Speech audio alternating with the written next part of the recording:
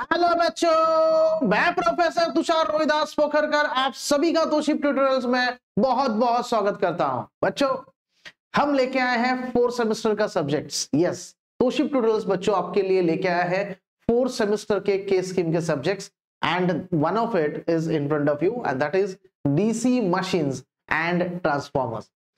अभी देखो, ये जो सब्जेक्ट है ना बच्चों, ये तो हम इस वीडियो में मैं बताऊंगा ही इंट्रोडक्शन उसका कि क्या क्या इसमें होने वाला है, फीचर्स इसका, जो ट्रेलर है वो बताऊंगा। जैसे मूवी का ट्रेलर होता है वैसे मूवी तो अभी बाकी है, लेकिन ट्रेलर हम रिलीज कर रहे हैं डीसी मशीन्स एंड ट्रांसफॉर्मर के लिए। लेकिन मैं इलेक्ट्रिकल इंजीनियरिंग का और एक सब्जेक्ट ऑलरेडी रिकॉर्ड कर चुका हूं और उसका मैंने वीडियोस अपलोड किया हुआ है, UW utilization of electrical energy. Please please please go.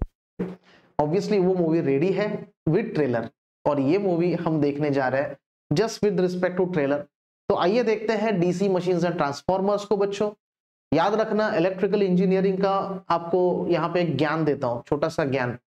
Electrical engineering में ना बच्चों याद रखो 3 सब्जेक्ट बहुत इंपॉर्टेंट है। 3 सब्जेक्ट बहुत इंपॉर्टेंट है। कौन से?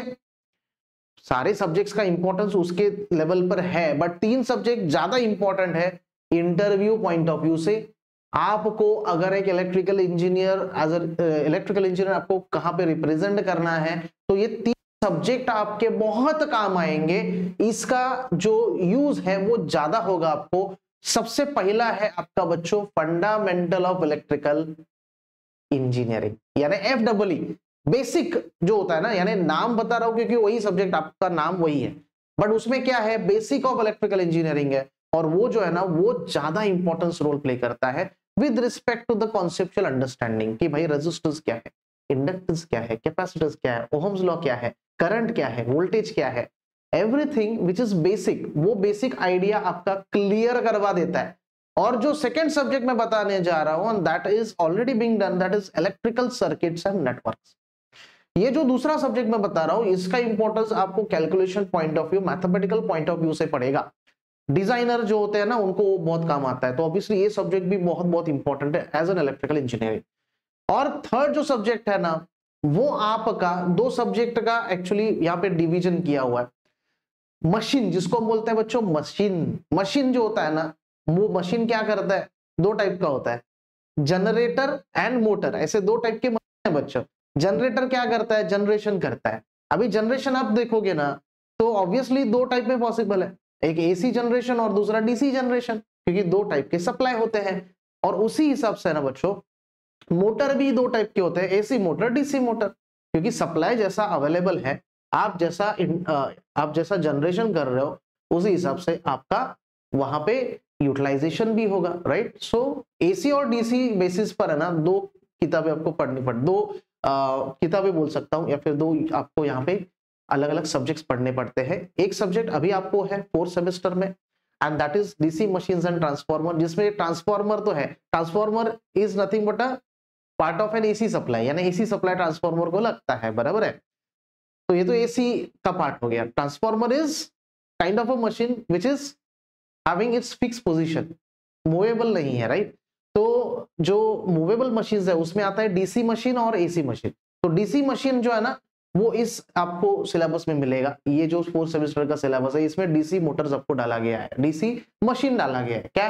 DC machine. अभी इस डीसी मशीन में ही आपको दोनों कवर अप किया हुआ है, डीसी जनरेटर भी और डीसी मोटर भी। और एक सब्जेक्ट आपको होगा जो मैं यहाँ पे बता रहा हूँ, थर्ड सब्जेक्ट बता रहा था आपको, जिसमें मशीन आता है। तो मशीन का डिवीजन किया हुआ है, यानी टोटल 4 सब्जेक्ट बनता है, बट कहने के लिए है, लेकिन वो है क्या, मिलके मिलके है मशीन्स। तो ये मशीन जो है ना बहुत इंपॉर्टेंट है। और एक सब्जेक्ट आएगा आपको एसी मशीन करके, जो आईस्कीम में इंडस्ट्रियल एसी मशीन था। अभी उसका मे भी थोड़ा बहुत नामकरण चेंज करेंगे, कुछ अलग उसमें फंडा डालेंगे, बट काम वही है यार। मशीन, टाइप ऑफ मशीन कभी चेंज नहीं होता है ना, यानी सिंक्रोनस मशीन ही रहने वाला है, इंडक्शन मोटर ही रहने वाला है। तो इस हिसाब से बच्चों ये जो है ना मेन सब्जेक्ट होते हैं आपके। आइए हम इंट्रोडक्शन स्टार्ट करते हैं। इसका इंट्रोडक्शन में सिर्फ ये आइडिया आपको देने वाला हूं कि भाई ये सब्जेक्ट में हम क्या क्या कर सकते हैं, क्या क्या हम टारगेट रख सकते हैं, कौन सा चैप्टर कितने मार्क्स के लिए है, ये है इस पर्टिकुलर वीडियो का ऑब्जेक्टिव। आइए देखते हैं DC machines and transformer in detail. Subject code है बच्चों 314322। Electrical engineering, electrical power system, दोनों ब्रांचेस के लिए ये सब्जेक्ट कॉमन है और ये बहुत इंपॉर्टेंट रोल प्ले करता है। आगे देखेंगे अब इसका मार्किंग स्कीम बाकी स्कीम के जैसा ही है, कुछ अलग नहीं है। 25 मार्क का आपका प्रैक्टिकल एग्जाम होने वाला है, याद रखो। ओरल एग्जाम बहुत इंपॉर्टेंट है। तो ये ओरल एग्जाम जो होता है ना, यही आपको बता देगा कि आप कितना नॉलेज अब गेन कर चुके हो डीसी मशीन का।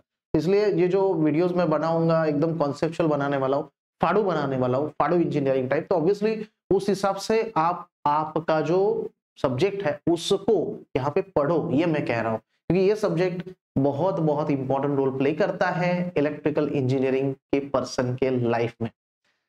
तो यहाँ पे 70 और 30 ऐसे मार्क का आपका डिवीजन होता है, ये आपको पता ही होता है। देखो 70 और 30, 70 30 यहाँ पे देखिएगा। आपका 30 जो है ना वो इंटरनल असेसमेंट जो होता है आपका, वो आपका वहां पे है। एंड 70 मार्क्स का आपका यहाँ पे थियरी एग्जाम होने वाला है, थियरी एग्जाम वहां पे होने वाला है, राइट। उसके बाद देखो ये मेन पार्ट, अभी थियरी एग्जाम की यहाँ पे बात करेंगे कि ऑब्वियसली क्योंकि मैं यहाँ पे पढ़ाने वाला आपको थियरी पॉइंट ऑफ व्यू से, यानी थियरी एग्जाम का टारगेट जो है पास करने का, वो यहाँ पे कॉम्प्लेक्सिटी क्रिएट करता है। क्योंकि ये जो सब्जेक्ट है ना, जितना इंपॉर्टेंट है उतना ही ज्यादा डिफिकल्ट भी है। इसमें स्कोरिंग करना बहुत इंपॉर्टेंट है। और क्यों इंपॉर्टेंट है? क्योंकि इंटरव्यू में जब जाओगे तो ये जो 3-4 सब्जेक्ट है ना, उनके मार्क्स सबसे पहले देखेंगे।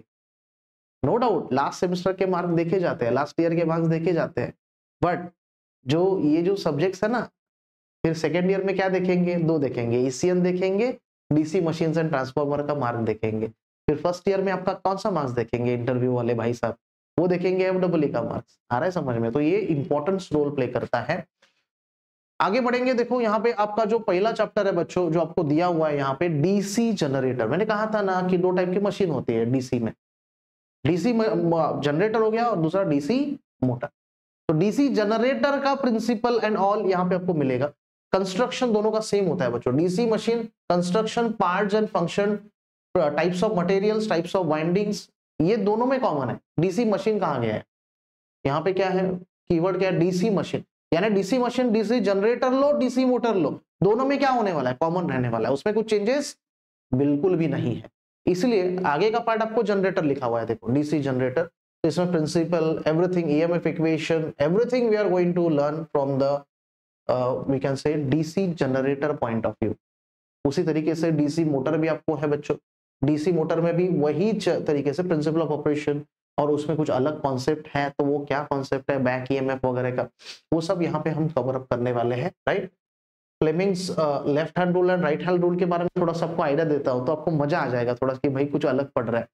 डीसी जनरेटर, देखो जनरेशन जो होता है ना, मैं हमेशा यानी ये बता भी चुका हूँ, आपने शायद सुना भी होगा। जनरेशन जो होता है ना डीसी जनरेटर, देखो 2 टाइप के लॉ यूज होते हैं मशीन में। एक होता है फ्लेमिंग्स लेफ्ट हैंड रूल और फ्लेमिंग्स राइट हैंड रूल।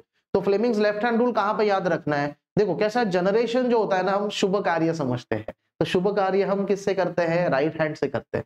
ऐसे अज्यूम करो भाई, जो लेफ्टी हो बोलेगा सर भाई लेफ्टी हूं मैं, कहाँ से करूं? देखो शुभ कार्य यानी कहावत है कि भाई राइट हैंड से करो, आपके जो आपका जो राइट हैंड है उससे करो। तो राइट हैंड से अगर हम करते हैं तो जो जनरेशन है ना, उसके लिए Fleming's right hand rule use होता है। देखो यहाँ पे फ्लेमिंग्स राइट हैंड रूल का जिक्र होगा, यस यू कैन सी इथे तुमचा फॅराडेज लॉ तर आहेच, but Fleming's right hand rule इथे यूज होतो जनरेशन साठी। आणि आपका जो मोटरिंग एक्शन है, मोटरिंग एक्शन को आइडेंटिफाई करने के लिए ऑब्वियसली लेफ्ट हैंड रूल, क्योंकि मोटरिंग यानी यूटिलाइजेशन है, वो तो क्या है शुभ कार्य तो हो चुका है ना जनरेशन का। तो उस हिसाब से everything you can observe. Brushless DC motor is a kind of a motor which is a modern type of a motor. So वो जो है ना सबसे बेस्ट है, सबसे बेस्ट मोटर है, तो इसलिए उसका जो जिक्र है यहाँ पे आपको मिलेगा। जो पूरे डीसी मोटर्स है उसमें से आपको यहाँ पे किसके बारे में दिया है? डीसी ब्रशलेस डीसी मोटर के बारे में सेपरेट दिया है, क्योंकि इसका इंपॉर्टेंस सबसे ज्यादा है। ब्रशलेस है, बहुत बहुत बहुत बहुत बेस्ट टाइप ऑफ मोटर है ये। जब हम पढ़ेंगे तो आपको बताऊंगा मैं। And then come single phase transformer. Obviously transformer में 2 टाइप आपको मिलेंगे, सिंगल फेज, 3 फेज, और जो थर्ड आपको मिलेगा, देखो ये सिंगल फेज हो गया। अभी सिंगल फेज ट्रांसफार्मर, ट्रांसफार्मर में क्या क्या होता है, everything you know, basic idea तो आपको है यहाँ पे, बराबर ना। जैसे मोटर का आपको यूज कहाँ पे करते हो? किसी चीज को रोटेट करना है, बराबर है। एवरीथिंग मोटर जहां जहां पे हम यूज करते हैं, पानी को लिफ्ट करना हो बिल्डिंग के टेरेस के यानी हर बिल्डिंग हर फ्लोर पर, या फिर टेरेस के ऊपर जो टंकी है वहां पे उसको भेजना हो, या फिर वेरियस टाइप ऑफ मशीन्स को वहां पे ऑपरेट करना हो, इंस्ट्रूमेंट्स को ऑपरेट करना हो, वहां पे हम मोटर्स का यूज करते हैं।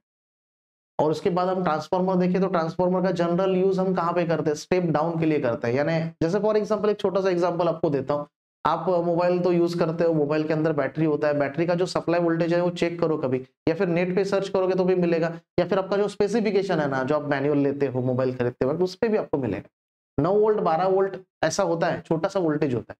लेकिन आपके घर में कितना आता है, 230 आता है, सिंगल फेज 230 वोल्ट। आप चार्जर लगाते हो तो 230 के 230 जा सकता है वहां पे।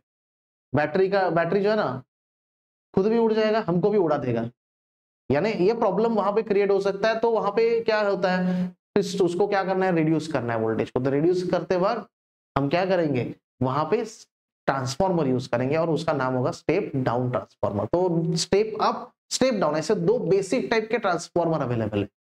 Apart from that other type भी है, बट यहाँ पे हम बात कर रहे हैं एक जनरल ट्रांसफॉर्मर की। तो step up and step down ये ऑपरेशन ट्रांसफॉर्मर परफॉर्म करता है, और स्टेप डाउन ट्रांसफॉर्मर वहां पे हम यूज करेंगे तो 230 का हो जाएगा, जितना चाहिए उतना। 12 वोल्ट तो 12 वोल्ट ले लो भाई, क्या प्रॉब्लम है।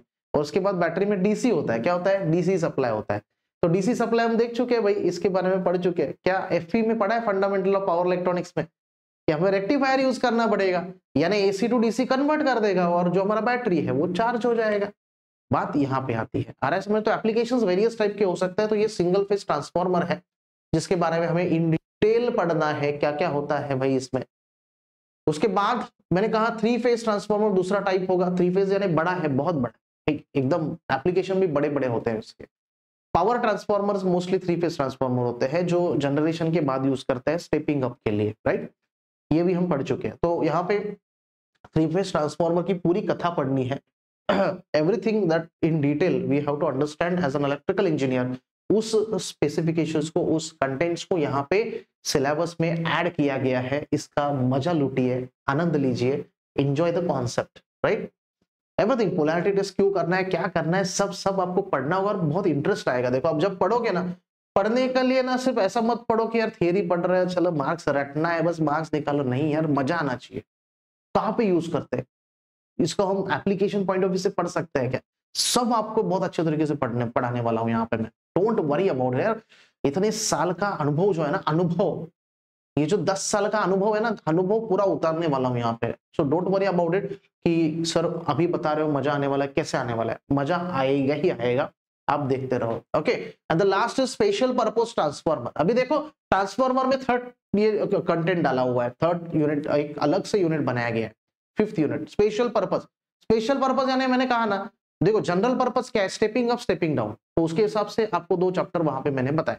स्पेशल पर्पस में क्या है कि जैसे में मुझे यूज करना है, मुझे ना कंटिन्यूस वेरिएशन चाहिए, वोल्टेज का कंटिन्यूस वेरिएशन चाहिए, तो उसके लिए ना ऑटो ट्रांसफॉर्मर होता है। क्या होता है, डीमर स्टैट ऑटो ट्रांसफॉर्मर।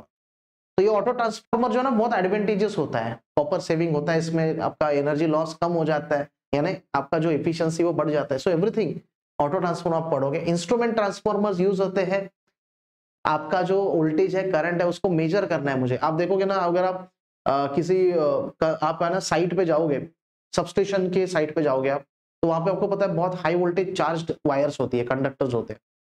अभी वो जो है ना उनका वोल्टेज मेजर करना है। सोचो कैसे, क्या बड़ा इंस्ट्रूमेंट यूज करोगे, उतना बड़ा, इतना हाई वोल्टेज वाला नहीं, तो उस वोल्टेज को कम करना पड़ेगा ना। तो उसको कम करने के लिए, और उसका करंट जो है वो भी ज्यादा होगा, उसको भी कम करने के लिए इंस्ट्रूमेंट ट्रांसफॉर्मर्स यूज होते हैं। तो 2 टाइप के होते हैं ये, सीटीपीटी करंट ट्रांसफॉर्मर करंट को रिड्यूस करेगा, पोटेंशियल ट्रांसफॉर्मर आपके पोटेंशियल को रिड्यूस कर देता है। तो ये होता है इंस्ट्रूमेंट ट्रांसफॉर्मर। आइसोलेशन ट्रांसफॉर्मर का पर्पस ये आइसोलेशन, मोस्टली कंप्यूटर इंडस्ट्री में इसको ज्यादा प्रेफर करते हैं, क्योंकि एक जो सर्ज होता है, एक साइड में जो सर्ज हुआ है, एक लैब में जो सर्ज हुआ है वो दूसरे लैब में ना पहुंचे, एक कंप्यूटर जो डैमेज हो सकता है वो उसकी वजह से दूसरा ना हो, तो आइसोलेट करो उसको, आइसोलेशन ट्रांसफॉर्मर यूज करते हैं। और वेल्डिंग ट्रांसफॉर्मर है, pulse transformer. So you have the various kind of transformers over here, जिसको हम इन डिटेल इन डेप्थ बहुत बहुत अच्छे तरीके से पढ़ने वाले हैं। मार्किंग स्कीम अगर आप देखो ना तो आपको मजा आ जाएगा, क्योंकि मैंने कहा ना, देखो अभी ये पूरा डीसी मशीन्स एंड ट्रांसफॉर्मर है, लेकिन उसमें सबसे ज्यादा इंपॉर्टेंट कौन है, अरे जो इंपॉर्टेंट है ना उसका मार्क भी ज्यादा है। यानी कैसा है ना, एमएसबीटी क्या करता है, कोई भी यूनिवर्सिटी क्या करता है, जिसका इंपॉर्टेंस ज्यादा ना उसको मार्क्स ज्यादा दे देता है। जैसे 2020 आप देखोगे, 2020 कौन है ये 2020? सबसे पहला मोटर, डीसी मोटर, उसके बाद है सिंगल फेज ट्रांसफार्मर, क्योंकि डे टू डे लाइफ में यही दो ज्यादा यूज होते हैं। थ्री फेज क्या आपके घर में three phase DC motor use करेंगे? थ्री फेज ट्रांसफार्मर यूज करेंगे? कैसे यूज करेंगे भाई?